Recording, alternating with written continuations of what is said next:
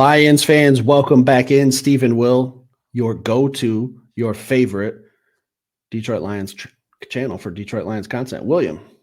Yes, sir. And Twitter's been active today. Lions Twitter has been all over the place. We're going to talk about it. So I had some people tag me in some stuff on Twitter today asking how we felt. And I said, we're going to do a show on this later tonight. So here it is. We're going to talk about, does the NFL have it out for Kirby Joseph? What's going on here? Well, how's our guy not a Pro Bowler? What's going on? Well, first things first, I gotta ask, when you say Kirby Joseph, are you talking about the father of the Green Bay Packers? Is that like I just want to make sure we're talking about the same guy when we kick this thing off. Is this put that picture back up. His hands do not fit the complexion of his face. What is going on? Yeah. Hey, I do want to stand on this is not my Photoshop job. I do want to stand on that. Mine is a little bit better, but yeah, back to business. Are you talking about the father of the Green Bay Packers? Yeah, Aaron Rodgers' father. Listen, I'm ready. I do want to say this before I even get started, Steve. Cuss words are gonna get said tonight. And I'm not gonna do it purposely, but I can already. Gloves have been off since this morning. As soon as the Pro Bowl news came out, I was drooling. I was like, oh yeah. I already know we're about to have both safeties in the Pro Bowl. That's gonna be nasty. Like I was excited about it. I thought it was a no-brainer. And then, Steve, this happens. I see, oh man, there's the offense. Okay. All right. We got Panay, knew it. Frank, knew it. JG, automatic. Amon-Ra, automatic. And then I'm like, Gibby got in there.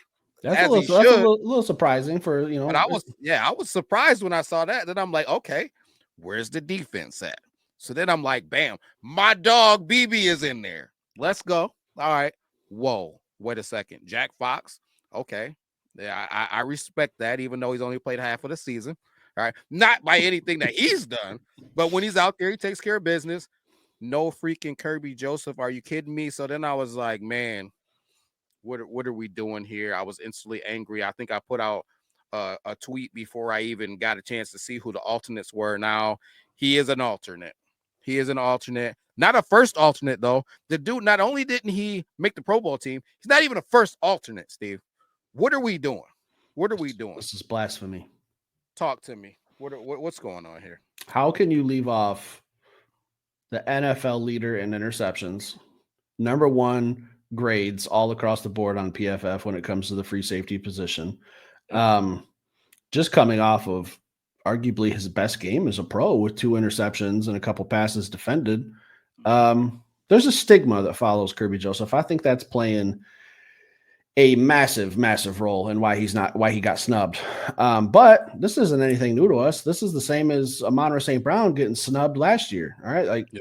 I don't know what you have to do to make a Pro Bowl. I don't even know why we have a Pro Bowl anymore if we're not putting in the best players. What's the point of having it? Like, I don't understand, because Amon-Ra St. Brown last year was one of the best receivers in the NFL, career year. They gave him all pro. Same thing with Kirby Joseph this year, not getting in. I don't understand, Will. I don't know what's going on. I don't know what's going on either, man. But I will say this: for those of you who don't know how the Pro Bowl process works, there's 3 facets to it, or there's 3 tiers to it. And so you got the fan vote, right? You got the player vote, and you got the coaches vote. So this is what makes me even more angry. Kirby Joseph was ranked number 1 at the free safety position by the fans. Number 1, where he should be, the same spot that PFF has him ranked. Right? It was the coaches and the players who kept him from going to the Pro Bowl and representing. So it just blows my mind. I think you're dead on, Coach. Glenn said something about it today, about, obviously we know what it is. It's the stigma behind him, like you mentioned, people trying to say he's a dirty player. I had it, but I'm not even going to bore you guys with pulling up websites or whatever. But Sporting News put out something today that was quoting Coach Glenn, and Coach Glenn said what I just said, and then also had a quote from TJ Hawkinson, one of the guys who was a part of the actual injury that happened, who said he doesn't believe that Kirby Joseph was doing anything dirty. Right? That's the player who it actually happened to. I just don't understand how we're going to utilize this type of situation to keep a guy from getting his just due. Not only getting his just due, to start messing with his pockets. He's losing almost $4 million because of being snubbed by the Pro Bowl for the Pro Bowl. I pray and hope that Sheila's like, listen, we're gonna cut you a check because we know what it is. Steve, I was surfing around Twitter today when it came out. I put out some spirited tweets today saying my feelings and emotions, and somebody liked it that I saw. Katrina here, K-Boo. She is a diehard Detroit Lions fan, and I happened to stop by her page, and this is what I saw. Right, but what are we talking about? Most interceptions, right? Like most interceptions by any Lions player logged through 3 seasons, right? He's had multi-pick games from 2022, 2023, and 2024. Like, what are we talking about? Number 1 ranked safety by PFF. What are we talking about, man?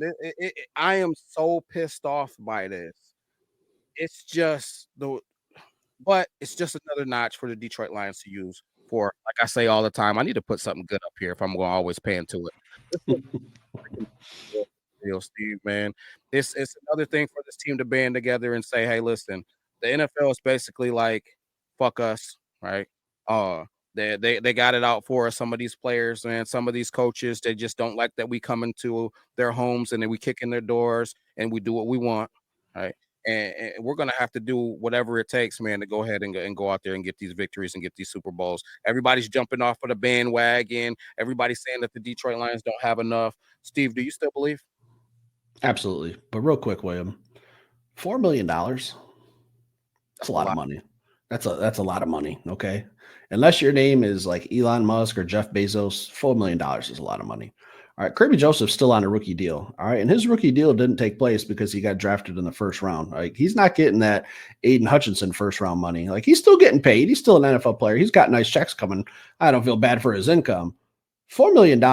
You give me $4 million, you'll be talking about me in past tense, William. Hey, whatever happened to that dude from Detroit done 3-3 Steve? Like he just up and vanished one day. Well, he got $4 million.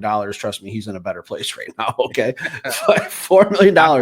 I call BS. I don't believe it. You love the Detroit Lions too much. You just be podcasting and really saying whatever you want.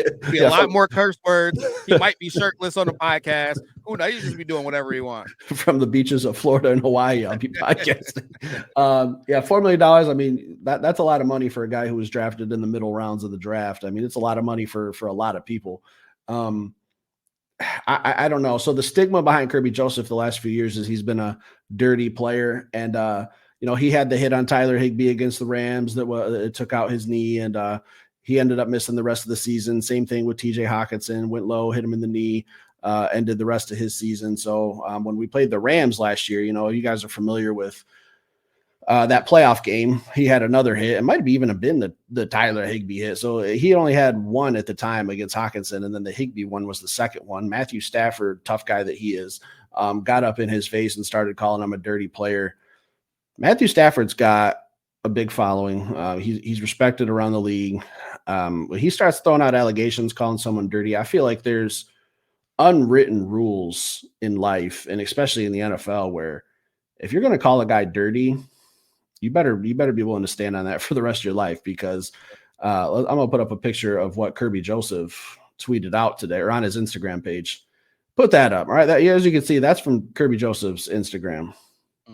Okay. So I feel like he's probably thinking, and I'm trying to get in Kirby's mindset here, and I might not have it completely right, but I think he sees what Matthew Stafford said last year, and that's what the players think. That's what the players also said, because you're talking about, this is coming down to the players and coaches not letting him into the Pro Bowl. His word carried a lot of weight, and I think that's one of the biggest reasons why he didn't make it. Let me just ask you a question, William.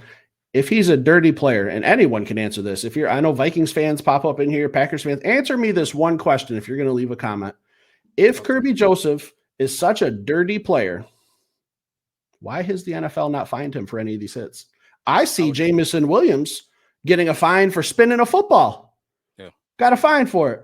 I see Jamison Williams getting a fine for throwing a football in a guy's face. Got a fine for it. I see Brian Branch. He got a fine for his hit on that Packers player earlier this year. Kirby Joseph's never been fined. How has he got this label as a dirty player? If he were dirty, the NFL would have identified and labeled him as a dirty player right now. This is all coming because Matthew Stafford opened his stupid mouth and put a stigma out there that it's going to carry Kirby Joseph around for the rest of his career.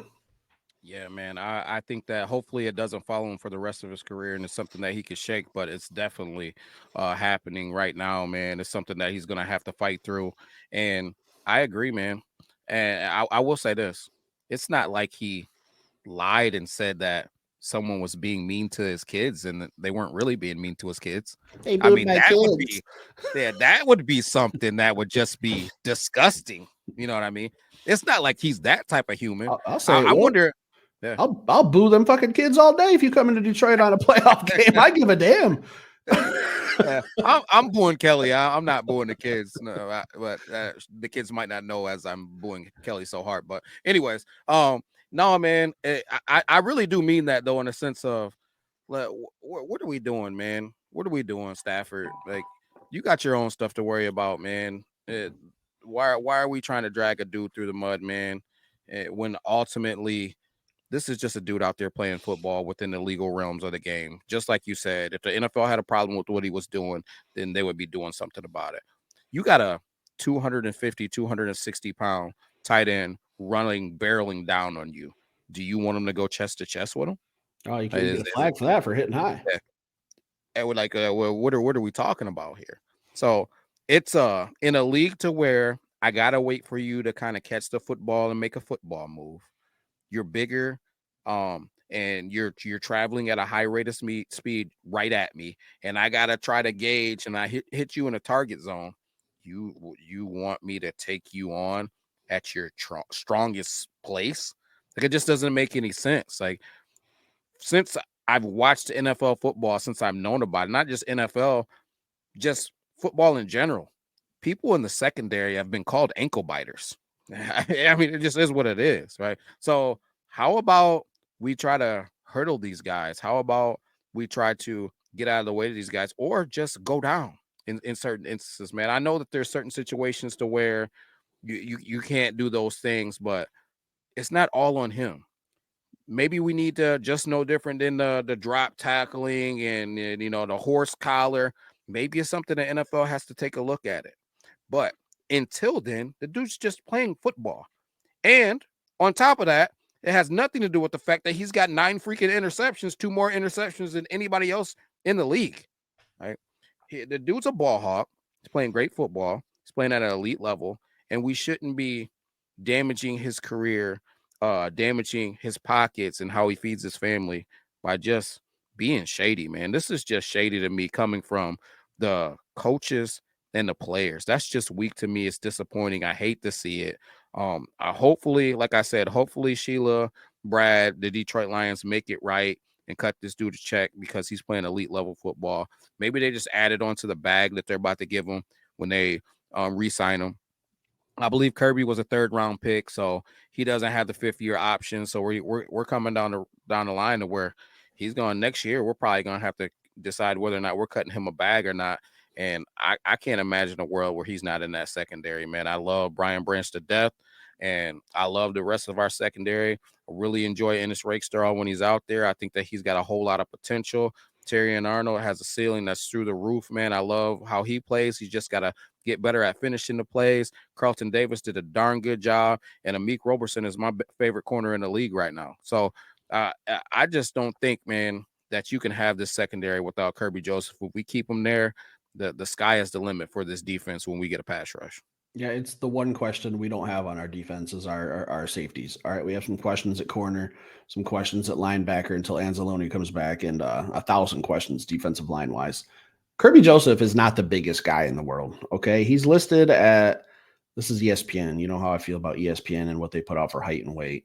6'1", so I'll say he's 6 foot because ESPN always fluffs the numbers. 6 foot, 203 pounds. All right, so he's literally like almost the same size as me. Like, I got a couple extra lbs on me than Kirby does. But when you're talking about a Tyler Higbee who's like 6'5", 260 and runs like a 4.6, like that's pretty fast for a big dude. Where do you want Kirby Joseph to hit at? If he goes high, it's definitely a fine. You can't hit him in the head, CTE, defensive receiver. There's so many rules that protect these offensive guys. It's insane. It's almost impossible to play defense. You have to literally let them catch the ball, make a football move, and protect themselves before you can hit them. So, hey, do your job before I can even think about doing mine. You have to go low.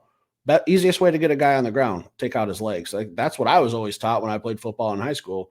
You can't take a guy down, go at his legs. He'll go down on his own. Like, it's just the way football is. And again, I hate the label of dirty player.